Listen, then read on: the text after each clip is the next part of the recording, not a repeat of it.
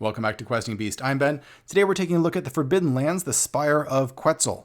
So this is a collection of adventures for the Forbidden Lands system, but designed by a number of OSR writers, including myself. Some of these adventures include The Spire of Quetzel by Patrick Stewart, who did Veins of the Earth, The Bright Vault by Chris McDowell, who did Into the Odd, Hexenwald by myself, and Graveyard of Thunder by Carl Sternberg. Carl Sternberg is most often known as a map creator these days, but he has also created his own RPG material, including the Rad Hack.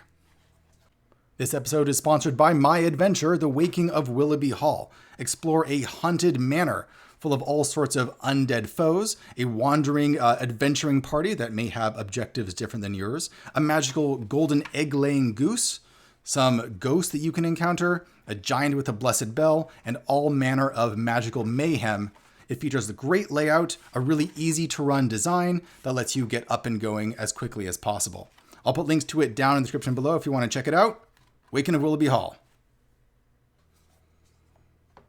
All right, let's take a look inside the book and see what we get. We have another map at the Forbidden Lands. And we start off with a little introduction by the creators and talking about how the old school movement inspired a lot of their ideas for creating the Forbidden Lands and how they decided to bring on some OSR writers. The first one is The Spire of Quetzel by Patrick Stewart. So let's start from the introduction right here. Wind dies, pale grass grows in spirals, lichen forms blurred iridescent sigils on cracked stone. Black trees curl their trunks and crook their branches as if bowing. The spire is driven through the skin of the world like a pin through curling paper. With every step toward the tower, it writhes and warps like a hallucination. It seems infinitely tall, like something in a dream. There is one silver door marked with a pavinated eye in iridescent blue and green. Now that's a Patrick Stewart opening if ever there was one. So the inciting incident can be that a crow-masked man appears in all of your dreams and offers you directions to the Spire of Quetzel, where a sorceress lies sleeping, and of course, plenty of treasure for you to loot. The general design looks like this. Overall, this adventure feels a lot like, a little bit like the Patrick Stewart's previous book, Silent Titans, in the sense that there is one location, but it's made up of a bunch of different locations that are inside it and which aren't necessarily connected to each other geometrically. So they're like different little dimensions or pocket dimensions that are all tied together by different means. So you're not just going to be crawling up a tower. Instead, you'll be going up this tower and then finding yourself in this desolated, ruined city. And then when you go into different parts of the city, that's going to link you to this poison garden or this glass maze. And if you get through those, you'll find yourself in this ship high above the clouds. And then if you get through the ship, you'll find yourself in the actual throne room of Quetzel, the sorceress. That's a little bit like how he did Silent Titans. Unlike Silent Titans, I did find this much easier to understand. Silent Titans kind of broke my brain a little bit trying to figure out how the different elements worked together. I think this is much clearer and easier to figure out. The overall design of how the adventure is structured is set out by the Forbidden Lands creators. So they have a kind of house style for that. So it always starts out with a legend right here, and then maybe some inciting incident on how you get there. And then it starts off into the locations right away. They're all numbered. And then at the end of each adventure location, you have a list of all of the characters.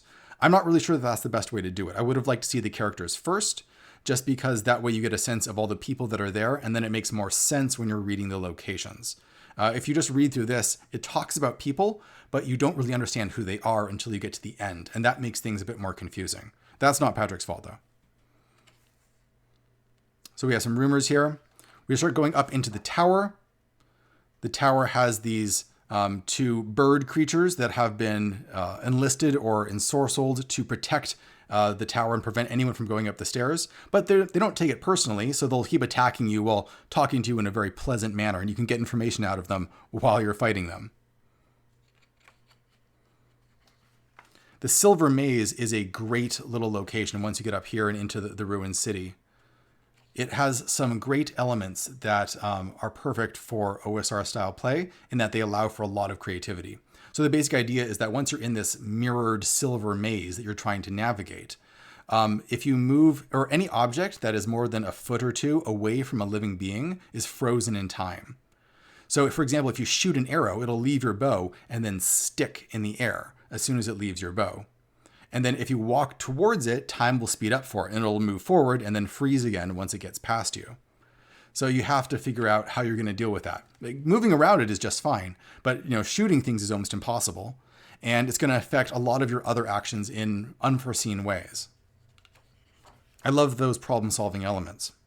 For example, you're going to find dead bodies throughout the maze, killed by these glass tigers that prowl it. But these, because they're dead, they're not alive anymore, they're frozen in place. So you can round a corner and then see up ahead of you a body that's just been killed by a tiger. It has like giant slash marks across its throat, but it is frozen in midair just as it died. And then as you approach it, it'll suddenly collapse to the ground. Great little elements like that. There's a lot of really beautiful imagery all throughout the Spire of Quetzel that was really entrancing to read, which is pretty typical for Patrick. It's just a great read. The poison garden, so an area that is just packed with poison plants. Everything in the poison garden is super toxic. That would be over here. Each of these locations has one of these silver doors that links you to the next location. So it's all about finding that door and oftentimes finding the key. Both of these locations, you need to go to the other one to get the key. So the key to get from here to here is found over in this location. And then same thing for the other way around. So you're going to need to do a bit of exploring to find everything that you need. There's a great treasure here. So there's Argento, the silvered crow. So it's a tiny silver crow skeleton worn like a pendant on a silver chain. And then if you look at the chain really carefully, it's actually a series of letters. And if you read those letters, Argento, wake up, then it grows to the size of a normal crow and will act like a loyal pet. He can also speak to the dead. He can fly to the land of the dead and ask them questions on your behalf. It doesn't guarantee that the dead will answer your questions, but you can ask them. Great magic item. There are some great items in the poison garden as well. For example, you have the silver ring. If placed on an intelligent humanoid, the ring transforms that person into a bird. The clothes and equipment of the target are not changed. If placed on a bird, the ring transforms them into a human.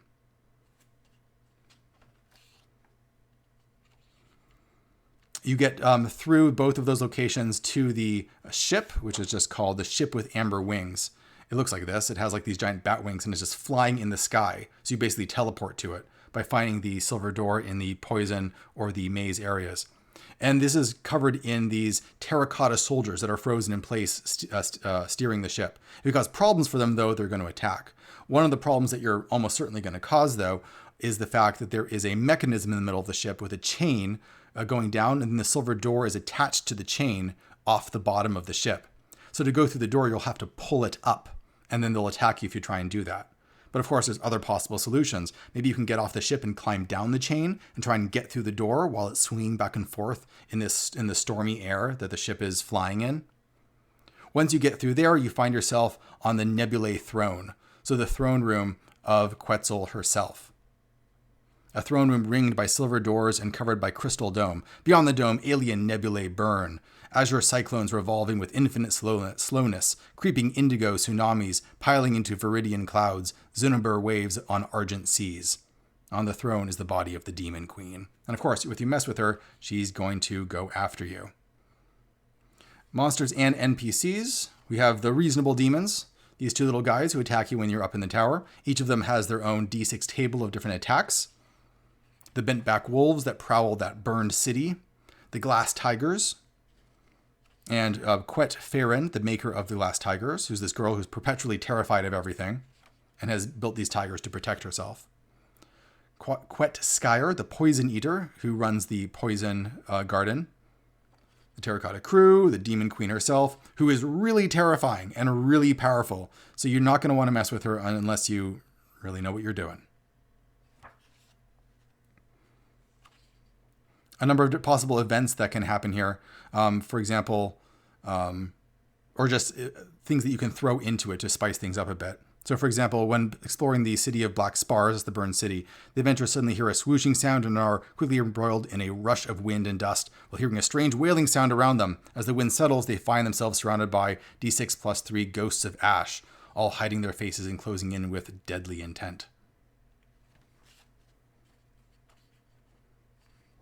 The art in this book is really, really good. So it's all done by, make sure I get the name correctly, Alvaro Tapia. And I think this is the first time I had encountered his art. And it's absolutely entrancing, at least for me. It evokes a world, it pulls you in, it's suggestive, it's great. I want to see more art by him. I think he's done more work for the Forbidden Lands, and I keep running into him in other books as well, I think by Free League. The Bright Vault, this one is done by Patrick Stewart. So the idea here is that there is a kind of temple called the Bright Vault, all focused on light. And inside it is trapped a number of demons, or demon spawn, who, if they die, will turn into full-fledged demons and cause problems for everybody. So everyone is interested in keeping these guys trapped in there. But of course, you as adventurers are going to head in there and mess things up. This is a more traditional dungeon. It actually has a dungeon layout right here. You got your entrance right here. Each of these different zones is dedicated to one of these 4 monsters. Most of the rooms have a pretty basic layout. It's Patrick Stewart, so not Patrick Stewart, it's Chris McDowell. So he's really focused on getting to the point and making things very terse and very usable. You have a silent hole, which is just like a deep pit. You have a library. Each of these different creatures has unique motivations for why they are staying there, and they have relationships to one another. There is another being that exists inside the Bright Vault, and that is her Radiance. Again, you have to go to the back to actually find out stats or information about them. So it's the Eternal Watcher of the Vault. She's trying to keep all of these monsters there. She's completely immaterial, so she's keeping them there mostly just through psychological means, by tricking them or frightening them or praising them and keeping them in her sway so that they're not going to want to leave. Players are completely able to mess up this system and cause havoc, in which case the monsters will escape. And she's going to try and prevent that from happening. Again, she's immaterial, but she can give players false information or mislead them in a lot of ways in order to make things go her way. So I like that aspect of it, that there's a lot of psychology going on here, and there's a lot of relationships between characters that need to be managed in order for the players to succeed. And the DM's going to have to think about that too.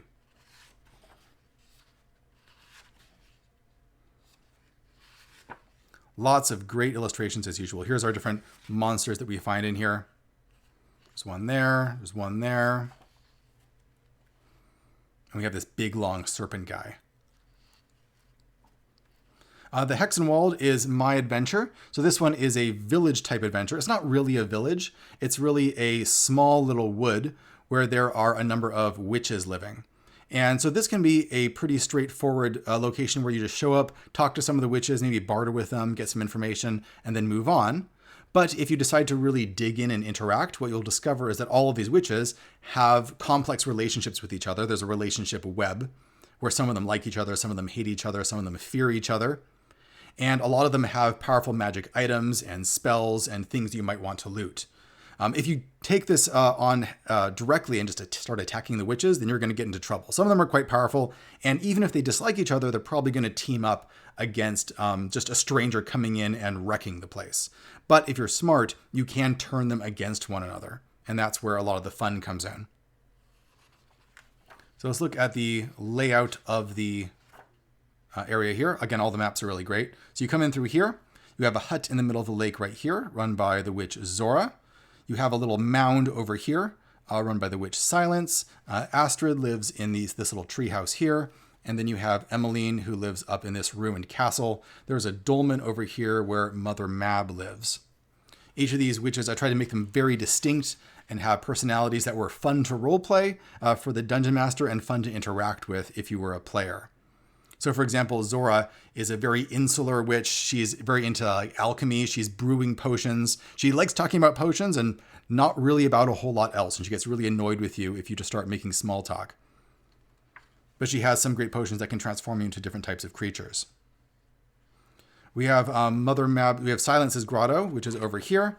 So she is this short, round little woman who, despite that fact, is enormously respected across the whole magical community. She has tons of correspondence with other magical researchers. Her focus is on creating these little smoke spirits. So she has candles all around the room. When you blow them out, it creates a little smoke spirit that you can command. The more of them that you blow out at once, the bigger the smoke spirit is. And sometimes you get other special abilities along with that. One of the fun things about her is that despite the fact that you wouldn't think it, she actually has a lot of suitors across the magical realm. So she has more than one wizard who is vying for her hand, and you can discover that if you read her correspondence. We have Emmeline up here. Sorry, Astrid, who's up in the treehouse. Find a good picture of her. So she focuses on magic and tea. So if you get her, you can steal her magic fiddles, which are very powerful and can fetch you quite a good price. But she's also able to fly, which none of the other witches are able to do naturally. And so she can just fly above you and cause trouble if you don't know what you're doing. Mother Mab is this old woman who lives underneath a dolmen, and she rides a wolf, like this large alpha wolf, along with a whole wolf pack, and she's patrolling the whole area. The problem in the Hexenwald is that the dead are rising for some reason. No one's really sure. Perhaps people in the vicinity are sending you to the Hexenwald to figure out what's going on here, because undead are just popping up and wandering out of the Hexenwald. No one knows what's going on. There's rumors that there was a sorcerer living in this tower at one point, so people think that perhaps it was the necromancer that was living there. But once you investigate, you discover that it's not a necromancer. He's been dead for a long time. Instead, Emmeline, one of the witches, is living here and has uncovered his research. And she's trying to build an undead force to rebuild this castle so that she can take control of the area. But her spells aren't working quite as she imagined, and the dead are starting to rise all over the place, which is causing trouble for a lot of the other witches. There's a picture of Emmeline with some of her undead servants. So there's a lot of possible interaction here if you like social encounters, and if you like a lot of weird magical items that you can pick up and use for your own purposes. Lastly, we have the Graveyard of Thunder, which is a dungeon designed by Carl Sternberg. And this has a very, I don't know if Thundar the Barbarian is the right tone, but it's a graveyard for dinosaurs. So you have like these giant thunder lizards that wander into this Graveyard of Thunder to die. They just wander in here and they pick a room and they die in it. Right now, there's the last of the great thunder lizards is dying there. And you can go in and try and loot the place and perhaps encounter the giant lizard herself. There's a number of other factions that are involved as well, though. For example, there's a whole orc encampment who really wants to figure out what's going on in here. And there are some lizard people who worships these giant thunder lizards as gods almost, and is very interested in keeping people out. So as you explore, you're going to be running into these different factions and having to deal with their different motivations. Lots of different treasures you can pick up here. Mineral geodes, just silver coins that have been left around. Or the enchanted orcish scimitar, Swarth Hand. Of course, we got information about all the different thunder lizards and different stats for how they might attack. And we have a random encounter system, so that if you're wandering from room to room, different things you might find. Orcs that are wandering in there, just rats. Or perhaps the lizard man himself, Slizk? I can't really say his name. That's probably intentional. At the very end, we have a number of these legends, which you can photocopy and cut out and hand over to people. Of course, Patrick Stewart decided to write a sonnet for his legend because it's Patrick Stewart. It's really awesome. I did not write a sonnet, and I don't think anyone else did either. And that is the Spire of Quetzel. This is designed for the Forbidden Lands, as of course I've mentioned before, but you could adapt it without too much difficulty to a lot of OSR stuff. The main thing is you'd have to come up with stats for your different creatures. But as I have pointed out in the past, for me at least, adventures, the hard part of adventures is mostly the ideas and the structure, not really the stats. If you're running this in an OSR system, coming up with stats is not that big of a deal. Mostly you just need some hit dice and armor class and some attacks for them, and then you're pretty much good to go. As usual, I will put links in the description below for where you can pick up the Forbidden Lands for yourself, whether in print or PDF. And thanks for watching, everyone. See you next time.